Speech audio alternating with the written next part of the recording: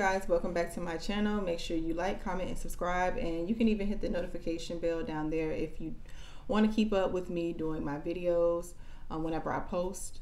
So today I want to touch on anxiety. Anxiety is something that I've dealt with since the age 12, 13. And at that time, I didn't know what it was. I remember the first time I had a panic attack was when I got into my first fight in middle school. And we were fighting, and then by the end of the fight, I just started to feel a heaviness in my chest. And I was like, hold on, what's going on now? Because I didn't think I had asthma or anything, because I've done intense things before, like working out and things like that in school. So I had never experienced it. So I was like, wow, what's going on? I've never felt this before. So my dad took me to the doctor. They weren't sure what it was.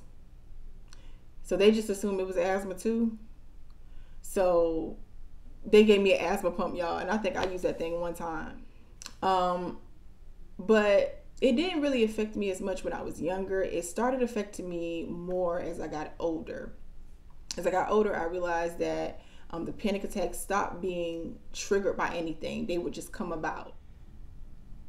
Social anxiety, I think, is what I dealt with the most growing up, and I still deal with it now. Like, people would think that I didn't like them because I held back in social settings when they didn't really know it was just something I'm dealing with. So they just assumed that I was either stuck up or, just wasn't feeling them. When in all actuality, it was just anxiety and me having to warm up to people. So, yeah, I'm telling you, it's so overwhelming because I always feel like, you always just feel like somebody's watching you. You know that saying? That's literally how I think. It's just like my energy is just so sensitive to everything. It's so sensitive to everything. Like, the smallest situations I'll make so huge in my mind, because my mind is not computing that, hey, this is not a fight or flight moment. This is something that someone, anybody would be able to resolve without taking it to the extreme. But my mind doesn't compute that. So yeah, it gets pretty serious sometimes. I realized that my anxiety started getting really bad after I got into a car accident back in 2012. I had got a concussion. And after that, it seemed like I would just have panic attacks in the most random places. I would have them while I was driving. I would have them when I was at work. And one time I even had a panic attack, and like I said, nothing triggered it. I'm just sitting there, and I'm actually laying down. This is when I was working from home, one of my first work from home jobs. And I was just laying down, taking phone calls. And next thing I know, I just started feeling this pressure in my chest, like I couldn't breathe. My legs started to get tight, and I was just starting to think, at this time I'm older. So I'm like, at that time, I wasn't the healthiest. I mean, I looked like I was because of my size, but I ate horrible. I didn't work out. So at that time, I'm like, okay, this ain't no panic attack. This got to be a stroke or heart attack. And I'm like, Lord Jesus, why now? So I called the ambulance, and they were telling me that it was another panic attack. Like, it was nothing wrong. They could find nothing wrong. But that's how intense the panic attack was. That was so scary for me, y'all. And even thinking about it right now, I'm kind of getting emotional because it's a scary situation to be in when you have something that can be that overwhelming and can be so emotionally draining.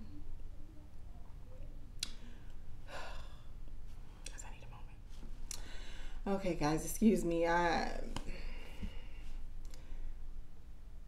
got really emotional with that because people don't understand. Like, even with, I've been in situations where people would just be like, well, just think of something else and think of this.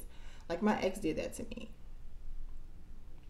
Um, and I'm like, and I didn't really, when I was sitting back and think about it, I really can't get mad at him because he wasn't an emotionally available person, and he didn't know how to really communicate to me in a way that made me feel calm. It was almost like get over it, kind of. And it's like, yo, it's not that easy. It's not that easy to get over anxiety. Like, it's a chemical imbalance. And I've had this since childhood. So this ain't something I just made up in my head. This not something that I'm just talking about to get sympathy. Like, it's real. It's real. And so, guys, I just wanted to kind of go over. I just want to give you guys that backstory, but I really just kind of want to go over some of the things that I do to cope with when it comes to anxiety, because a lot of people are dealing with it, and it's not something you can just get over with. And sometimes you just have to find ways to manage and cope with it. Now, I can't speak to like medicine and stuff because I've never taken medicine for it. I mean, I don't know, I probably should, but then I think the thing I'm nervous about is how it might make me feel if I take it. But I'm probably starting to second guess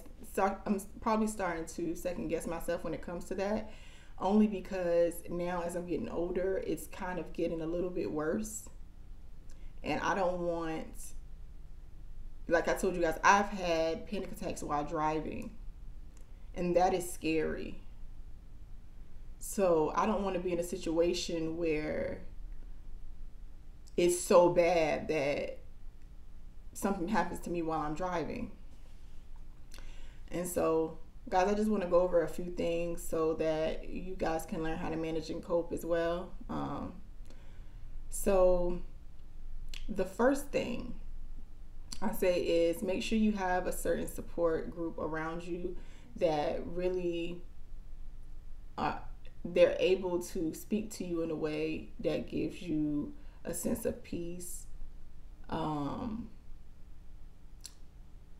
And it kind of helps, especially when you get in those days where you just are not feeling it. And you definitely need those people around you that gives you the support you need in those moments. Number two, for me, a lot of what I do is journaling. I've been a writer since I was younger. That was my first introduction into music, was writing. That's just a thing I like to do. I've always liked to do it since I was younger. I have journals at my grandmother's house. I don't know if they still have them, but that's a thing that I always like to do. I kind of stopped it after a while, but since I've been back on this journey of healing, I've gotten back to it. So now more of my journaling is a spiritual thing. So most of my journaling is me talking to God more so than just journaling and jotting it down. But that is a perfect way to vent if you have no one to talk to, or even if you just want something to hold to yourself. You don't really want to share it with other people because you might feel maybe ashamed and uncomfortable with sharing certain things with people. So I would say journaling is definitely the route to take when you want to vent and not really, and you don't feel like talking to people, because sometimes you don't want to talk to people all the time. Sometimes you just want to be able to vent, and then everybody don't always know how to just listen. Everybody always got advice for you, but they're not in your shoes. So sometimes you just need to be able to put something out there in the air and just let it go. Another one is meditation. Now, I don't do a lot of it. I don't do meditation a lot now. I pray a lot. That's my way of meditating over God's word. And it helps me to get the answers I need to a lot of things. And it makes me feel good because I do release a lot. I cry when I pray. So I just feel like I'm releasing a lot when I pray. Now I have meditated before. I have, done meditations. Sometimes from time to time I'll do little YouTube videos. I'll listen to like meditation videos, and I'll just sit there in quiet, and just with nothing on, no noise, and just sit there for about a good 10 minutes and kind of just concentrate on my breathing and kind of block everything out. So that is a good way to kind of calm your body, calm your nerves. Let me see. Another thing I would say would be therapy. So for me, I do life coaching. You can do counseling, or you can go to a psychologist, whichever works best for you. But that's a way to have an unbiased voice in your life, a third party who doesn't really know you all that well. So when they give their advice to you, they're speaking from an outside perspective that has no ties, no attachment to you. And there's someone you can share things with that if you feel ashamed or uncomfortable with sharing with other people, you can share with them, because they're not in your day-to-day personal life. And they're not judging you. That's not their job to judge you. It's their job to help guide you through the thoughts that you're having. So, and help deal with what you're going through, and give you answers to questions that, you're not sure of how to move when this happens or that happens. So, for me, I have a life coach, and she definitely helps me out. And sometimes she's just there to listen to me talk. Sometimes she doesn't even really say much, but that helps me. Sometimes it's good to just get it out. Another thing would be spiritual growth. Now, I know I tapped into this on the other one when I said meditation, but for me, after my breakup, when I got closer to God, I started realizing that sense of calm, even when it comes to dealing with like high pressure situations, because I usually always feel like I'm in like fight or flight mode, especially when it comes to my work, which I'm going to talk to you guys about in another video, about working your 9 to 5. And because nowadays we need our jobs. I'm working that job and doing this until my dream becomes my job, but we'll talk about that on another video. But yeah, so definitely spiritual growth is what got me closer to God, and was allowing me to hear God. Now, I know in my other videos I kind of pacify the people who don't believe in God, but I'm not doing that in this video, because this is something serious to me, and God has definitely been the one there for me in those situations where I felt like I didn't have anyone. So I'm sorry if you don't believe in God and Christianity, and you have whoever you believe in, that's okay. But for me, I'm speaking from a place that got me through in my situation when I got closer to God, and when I read my Bible, and it made me better. Now, is the anxiety gonna go away? I know people will be like, the people who don't believe in God be like, oh well, if God loves you and there is a God, then why he allow you to have anxiety? God didn't say you was gonna have life without anything happening to you, but God does give you the steps of how to manage those things, and that's why the Bible is there. So for those who like to have a beg to differ mind and debate, that's for you. Because you're not going to have a life without anything. There's life and death. And in between that, you have your story. And life would not be life if you didn't have things that you had to work through. And you had to not only just work through, but you had to kind of persevere. That's the word for it. Because that gets you to your purpose. That gets you to your wisdom and your knowledge of life and experience. So yeah, Anyway, I kind of got off track, but that's spiritual growth is one thing for me, and my relationship with God is what helped me find some sort of peace in those moments where I felt uneasy. Another thing is working out. It definitely get those endorphins going, and it keeps your mind from being idle. I think with all these things, they just keep your mind from being idle, and it helps you just release energy and tension that you have within your body. So yeah, working out is definitely one of the things that I benefited from. But yeah, working out definitely helps. I would just say try it. I know a lot of people is like, man, I don't feel like working out.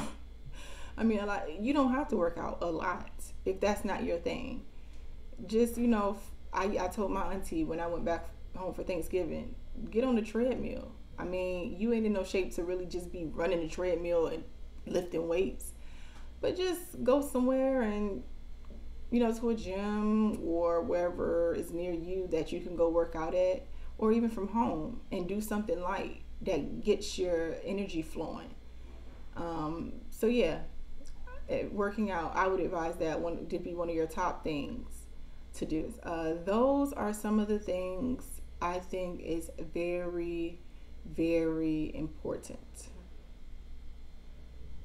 And I'm a life coach, and my specialty on my mentor, it doesn't include anxiety in there. I wanted it to, but that's not an option on there for us to choose because we're not doctors, and that's a clinical term, anxiety. And so since we can't diagnose anyone or prescribe you anything, we can't really specialize in that. If you decide that you need a life coach and you want somebody to help you in anxiety, because I have personal experience with it, I can't heal you from it per se, but it'll definitely help you heal in other areas of your life that anxiety has caused or put a strain on, because you're not able to cope in the way that people who don't deal with it would. So yeah, guys, book me. I'm here. This is the reason why I got into this. If people want to know why I felt like this was in my purpose, it's because I've dealt with a lot emotionally, with anxiety, and just with life in general. So compiling all the life issues I have to deal with on top of the anxiety, it has not been easy to deal with. It's really attached itself to everything in my life, from my securities, opportunities, and my relationships. And so I had to learn how to cope. And I'm age 32, about to turn 33 in August, and I'm just now learning how to really cope. Now, am I 100% at that place where I feel like I got it all together? No. Because like I said, it's not something that I can just get over. It's not something that I'm just making up in my head, or it's not a momentary thing. It's something that I've dealt with all my life. So I just want to help people any way that I can in this situation. So if you guys need help, you can book me on my mentor.life, or if you need advice, just you can hit me up in my DMs. I'm not going to charge you to give you if you have a question or whatever, because I do feel like in my purpose, I don't want to just make it all about money. I want to be able to really touch people in a way, and give people help and guidance in a way that I hadn't gotten it ever. I had to kind of learn a lot of this stuff on my own from experience. So guys, thank you for watching my video. Until next time, be blessed.